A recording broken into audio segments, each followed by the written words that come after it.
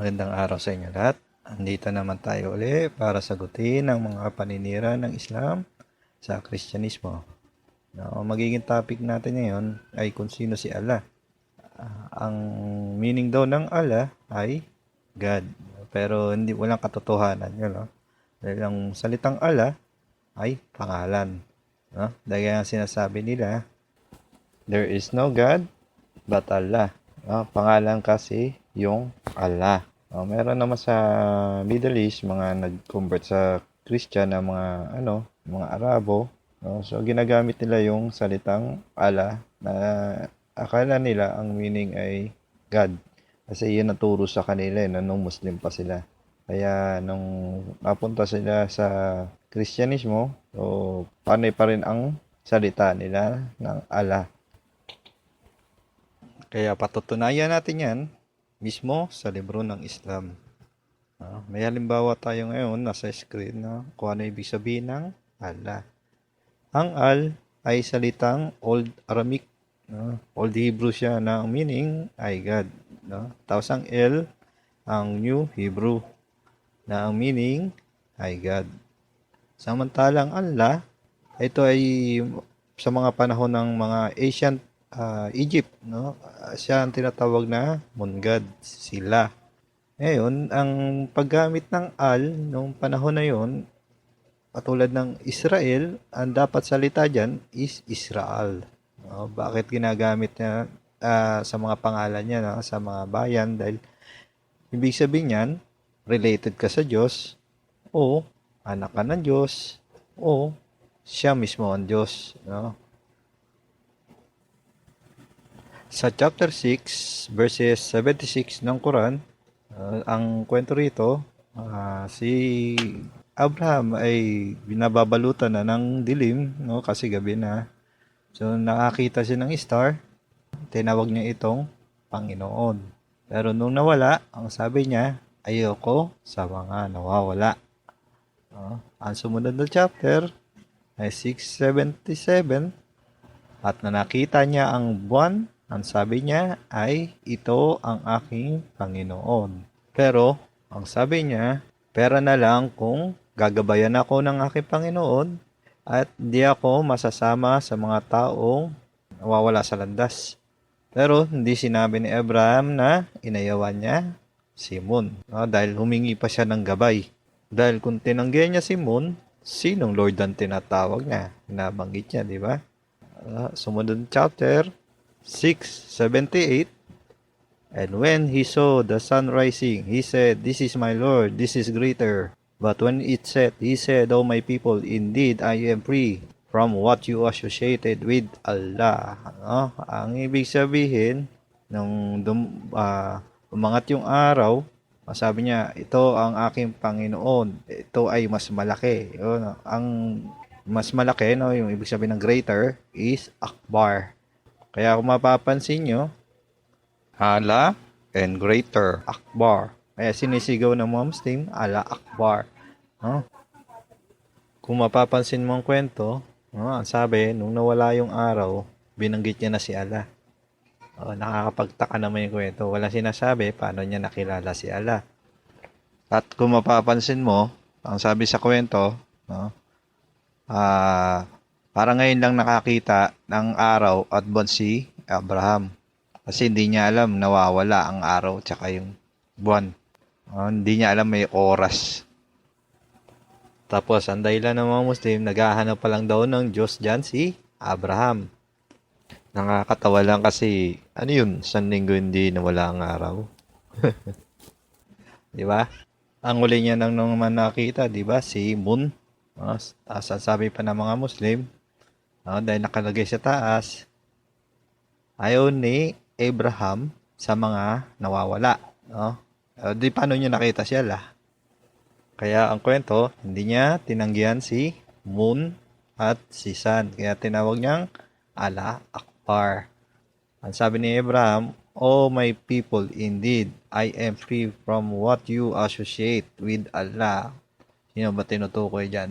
Si Moon? Hindi. Sino ba tinutukoy dyan? Si Sun? Hindi. Sino tinutukoy dyan na pinaris nila kay Allah? So, makikita natin sa chapter 6, verses 81 ng Quran. Ang sabi, you have associated with Allah that for which He has not sent down to you any authority. No? Sino raw yung pinababa na yan na walang authority? Pinababa sa tao? Ano ba yan? Yung moon? Hindi. Yung sun? Hindi. Kailan pa bumaba ang sun tsaka moon? Di ba? So, makikita natin yung karugtong niyan kung sino yung mga yan sa chapter 53 verses 23. Ano ba sabi rito? For which Allah has sent down no authority. Sino to mga to na pinababa na walang authority? Chapter 53 verse 19, si Al-Usa at si Alat at si Manat. Si Manat may al din yan eh. Tinanggal lang nila kasi God of Death si Manat. Kaya tinanggalan nila ng al. Pero sa hadith, talaga yan may al yan eh. Ano naman ang papel ni Alat, Al-Usa at Manat kay Allah? Sila ang mga anak ni Allah. Ayan o. Ang sabi niya, lalaki sa mga tao, pero sa kanya, puro babae. Ayan na, nagre-reklamo si Allah. Hindi raw makatarungan. No? Ang sasabi naman ng Muslim, ang kwento dyan, tungkol sa mga pagano. Oo naman. Alata naman mga pagano eh. Sinamba ng propeta nyo eh. Sa chapter 23, verses 27, dito nakasulat kung anong klaseng nilalang sila, Al-Usat, Manat, at Alat, no? Sila ang mga babaeng angels. Tapos sasabihin nila, wala raw alak si Allah. Kung wala anak si Allah, ay ninureklamo to, di ba? Yung pinag-uusapan dito, angels. Mga anak ba ng angels ang tao? Magsisinungaling sila para madepensan lang Diyos nila. Pero hindi sila makaporma dahil sa ebidensya mismong sa libro nila. Ang sabi dito, Alat, Al-Usa, Manat. Diba? Tinanggal nila ang salitang Manat dahil God of Death si Manat, no? Minamali nila yung translation nila para pumit yung langwahe nila sa Quran. Ang Al, ang meaning nito, God. Ang ginagawa nila, inasabi nila ang meaning niya na isda. Kung titingnan mo yung ebidensya na ang meaning niyan ay El, ayan, nakasulat, El-Lat, El-Usa, di ba? Tingnan natin sa Quran. Ayan o, El-Lat, El-Usa, no? Tinanggap nila yung translation niyan kasi alam nila ang meaning niyan, God. Tignan natin yung Manat, no? Al-Manat. So, mapapansin natin dito sa hadith, kasulat, Al-Manat. Dahil Diyos ng kamatayan si Manat, tinanggal nila yung Al. Hindi lang yung isang hadith, no? Dalawang hadith yan. Nakasulat, Al-Manat. At kung da ang meaning ng Al sa Arabic, no, ay Al, ay da. Kung titignan mo rito sa hadith, tinatranslate na nila lahat sa English, pero yung Al, hindi nila tinatranslate. No? Kasi, ang ibig sabihin niyan, pag nilagay sa pangalan ng tao, alagad ka ng Diyos. Pag nilagay sa bayan, sa lugar, bayan ng Diyos. Ganun ang banat niyan eh. Kaya lang si Alat at Al-Usa lang ang translation na El. Kasi sila mga Diyos-Diyos. So, yan yung mga ebidensya na ang Al at El, ang meaning ay God. Ayun naman sa hadith, no? Yung dasal nila, tinuturo ni Muhammad kung anong oras, kung anong dapat. So, sinasabi rito, kailangan di magpanagpo yung height mo at shadow mo, yung araw. Yung shadow mo sa araw, hindi magkasinlaki. No? Bakit kaya? Ganon din sa pagdating ng umaga. Kailangan ang araw ay pelsan. Paano yung pelsan? Ganito yung itsura ng pelsan. Yan. Kailangan hindi umabot ng ganyan. Sa umaga naman, ang pinagbabawal na oras ng dasal ay yung sinasabi rito, yung pagpapanagpo ng araw sa pagitan ng sungay ng demonyo. Ano yung sinasabi ni Muhammad dito na sungay ng demonyo? Di ka mangha-mangha naman kung anong pinagsasabi nito. So, makikita natin yan kung ano yung sinasabi niya. No? Punta tayo sa lumang moske. Kung ano yung tsura ng lumang moske nila. So, makikita natin sa tuktok ng lumang moske nila, ayan yung sinasabi ni Muhammad. Tinatawag niya yung ibabaw ng moske nila na sungay ng demonyo. Bakit iniiwasan niya yung ganang oras? Kasi mahahalata ang pagiging pagano nila. Na kinopya niya lang yung paniniwala sa panahon pa ng mga Egypt. So, ito yun.